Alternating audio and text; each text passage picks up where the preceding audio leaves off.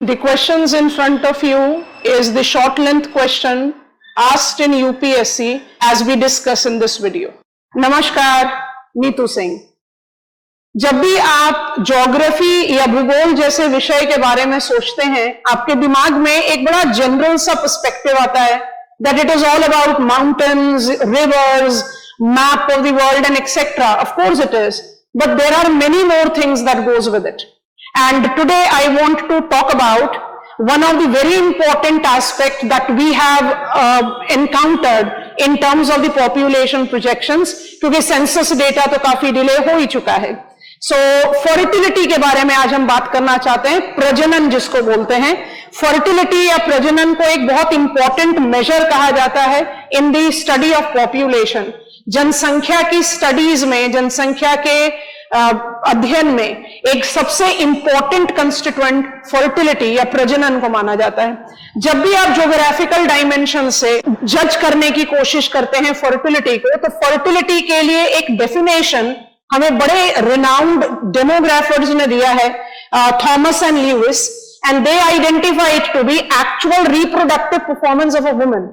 मतलब फर्टिलिटी या प्रजनन एक्चुअल प्रजनन कैपेसिटी या परफॉर्मेंस ऑफ द वुमेन का जजमेंट है। जब आप इस डेफिनेशन को लेकर अपना एनालिसिस को आगे बढ़ाने की कोशिश करते हैं, हमारे सामने दो इंपॉर्टेंट पर्सपेक्टिव या दो इंपॉर्टेंट नजरिया आता है। उसको कहते हैं period perspective and cohort perspective. Period perspective, जैसा हमने यहां डेफिनेशन लिखा है, it contains the demographic experience of people of many different ages. मतलब आप यहां पर किसी एज स्पेसिफिक, किसी आयु वर्ग के बारे में बात नहीं कर रहे हैं, आप इसको लेकर चलते हो with the group of population.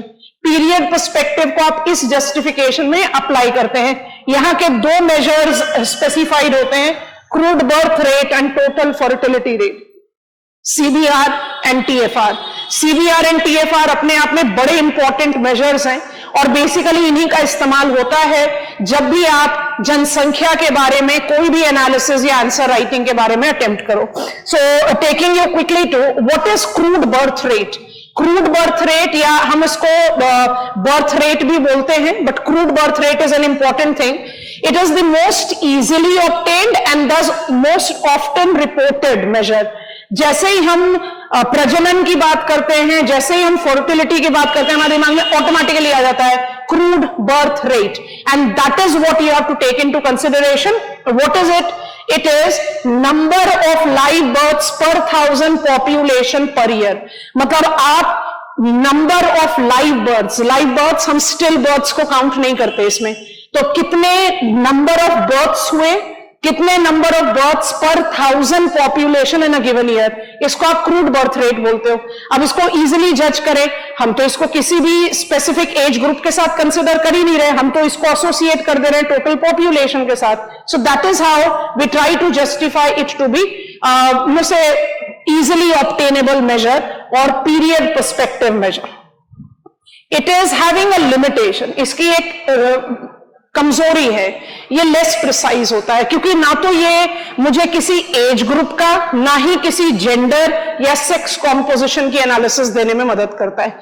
एक जनरल एनालिसिस के लिए it's okay and it is one of the most used period perspective, but it doesn't solve the precise information, जिसको कहते हैं ना सटीक अध्ययन, वो नहीं कर पाता। ये सटीक अध्ययन के लिए इतना इंपॉर्टेंट मेजर नहीं है।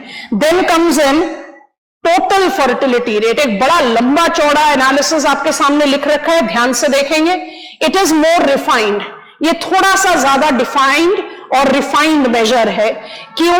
क्योंकि it gives me average number of children that would be born to women over her lifetime. What is the average number of children that a women will give birth to during her lifetime, automatically during her reproductive age. इसको आप simply fertility rate भी बोलते हैं। ये ज्यादा refined होने की वजह से बहुत इंपॉर्टेंटली इस्तेमाल किया जाता है। कैसे किया जाता है अभी आपको समझा रहे हैं। जब आप इन मेजर्स के बारे में जानते हैं, तभी आप वो डेमोग्राफिक टेबल्स को, जो पॉपुलेशन टेबल्स हमारे पास आते हैं, उनको आप प्रॉपरली जज कर पाते हो, नहीं तो आप नहीं कर सकते। तो जब हम कहते हैं what is average number of children, औसतन कितने बच्चों को जन्म देगी एक महिला अपने लाइफ टाइम में, उसके लिए हमें एक इफ काइंड ऑफ कंडीशन के दो डिवाइड लेने हैं. Number A is women were to experience the exact current age specific fertility. इसलिए हम इसको सिंथेटिक मेजर भी बोलते हैं कि वुमेन को अपने पूरे रिप्रोडक्टिव एज में एक exact as specific fertility rate को एक्सपीरियंस करना पड़े, या B that women were to survive from birth through the end of her reproductive life. कोई जरूरी तो नहीं है, ये भी तो पॉसिबल है ना कि before end of my reproductive life I am dead. सो ये दो कंडीशंस है. If there are two prerequisite which is required for total fertility rate या simply fertility rate. TFR is also a period perspective, and if I have to add something to it, it is used to determine replacement levels of fertility. Replacement levels of fertility is the reason कि perspective जो हम लेते हैं called period perspective या period orientation, उसका सबसे major measurement यही है. और जब आप इस पीरियड पर्सपेक्टिव के बारे में बात करते हो तो आप इसका ये जस्टिफिकेशन बहुत आराम से ले सकते हो. It is an excellent substitute. ये एक बहुत अच्छा वैकल्पिक पॉसिबिलिटी है to crude death rate, because crude death rate तो वहीं पर ही इस्तेमाल हो सकेगा जहां पॉपुलेशन का कॉम्पोजिशन या जनसंख्या की जो संरचना है वो सेम हो, सिमिलर हो. जैसे एज्ड पॉपुलेशन है, वहां पर आप उसको कंपैरिजन में डाल सकते हो. आप क्रूड डेथ रेट को एक साथ किसी ग्लोबल कंपैरिजन में नहीं डाल सकते.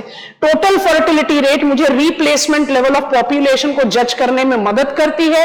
इसलिए आप कभी भी देखोगे किसी भी जनसंख्या के आंकड़ों में, हम अभी बात कर रहे हैं 2022 वर्ल्ड पॉपुलेशन प्रोजेक्शन का एक इंफोग्राफिक शेयर करके, जैसे हम किसी भी पॉपुलेशन प्रोजेक्शन की बात करते हैं, एक सबसे इंपॉर्टेंट मेजर जो आता है हमारे सामने वो होता है TFR, टोटल फर्टिलिटी रेट.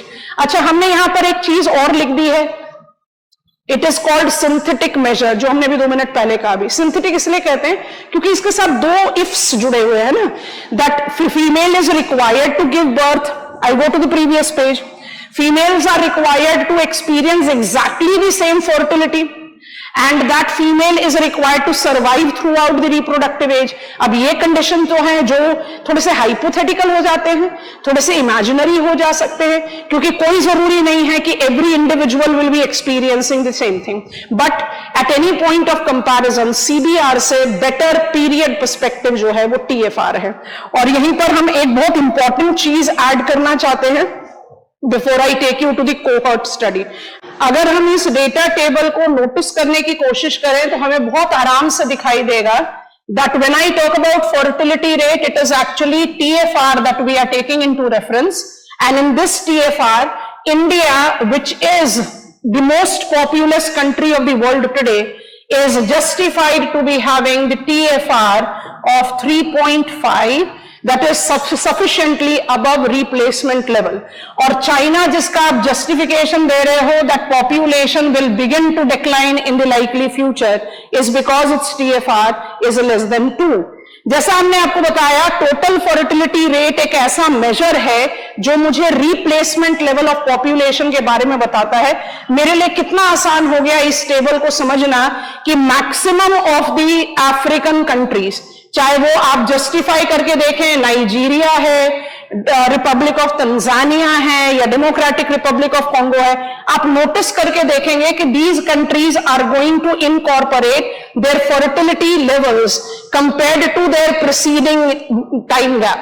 2000 से पहले और अब जब आप उनको 2045 से 50 के बीच में कंपेयर कर रहे हो, आप खुद से देखेंगे that Nigeria more than 3, Tanzania more than 3, Democratic Republic of Congo at replacement level, और उसी consideration में India is going to reduce its population below replacement level after attaining, which we have attained, officially to be announced though, after attaining the most populous status. जल्दी से cohort perspective पर अगर हम आए तो cohort perspective is the perspective that takes into consideration change with categories of population born at particular time period. इसी में हम ग्रॉस और नेट रिप्रोडक्टिव रेट्स के बारे में बात करते हैं। ग्रॉस और नेट रिप्रोडक्टिव रेट्स इतने कॉमनली इस्तेमाल नहीं किए जाते ग्लोबल पॉपुलेशन कंपैरिजन में, बट फिर भी ग्रॉस है average number of daughters a woman will give birth to during her childbearing age, मतलब रिप्रोडक्टिव एज में कितने पर्सपेक्टिव मदर्स को हम जन्म देंगे। Girls the potential mother per 1000 women in the childbearing age. और इसी के कंपैरिजन में अगर आप नेट देखें तो average number of daughters that would be born to women if she pass through her lifetime, number of daughters per women. So जब आप फर्टिलिटी के बारे में, प्रजनन के बारे में पढ़े तो इन वेरिएबल्स या इन रेट्स को जस्टिफाई कर लीजिए। डेटा एनालिसिस बहुत आसान हो जाता है। कॉम्पिटिटिव एग्जामिनेशन के लिए, स्पेशली यूपीएससी के लिए, ये टॉपिक बहुत इंपॉर्टेंट है। Happy learning, bye bye from my side.